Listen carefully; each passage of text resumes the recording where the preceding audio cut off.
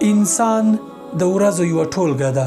د هرې ورځې په تیریدو د انسان یوه برخه ختمیږي یا یوه برخه یې کمیږي.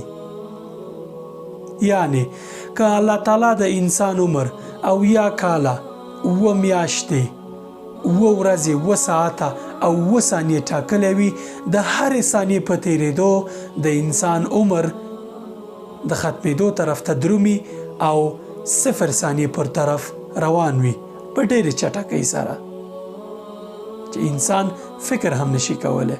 که موږ تاسې خپل عمر ته په رښتینې ډول وګورو، د ثانیو یوه مجموعه ده چې د هرې ورځې په تیریدو د انسان عمر کمیږي، ثانیې یې بشپړې کیږي، ټاکل شوې موده یې رارسیږي.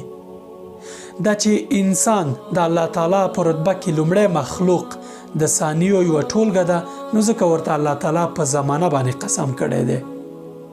والعصر، الله فرمایي چې په زمانه د زما قسم وي، ان الانسان لفی خسر، بېشکه انسان تاوان کوونکی دی، زیان لیدونکی دی.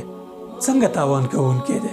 ځکه د وخت تیریده انسان ته زیان اړوي.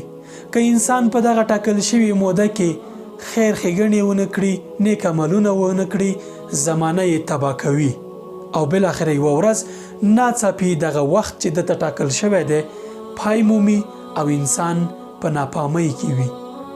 پام یې نه وي چې دغه عمر څومره په چټکۍ د ثانیو ټولګه وه او بالاخره بشپړه شوه، خو ما پکې ښه عمل نه درلود او د دنیا په دغه څو ورځې ژوند کې مې د آخرت لپاره هیڅ توښه نه وه برابره کړې. زما خوږو ورونو، دغه محدود ژوند چې مو پر مخ پاتې دی، لویه استفاده ترې وکړئ. د آخرت لپاره پکې یوه توښه برابره کړئ چې سبا ستاسې لپاره دلیل شي او الله تعالی مو له همدې عمله ابدي ژوند جنت ته داخل کړي.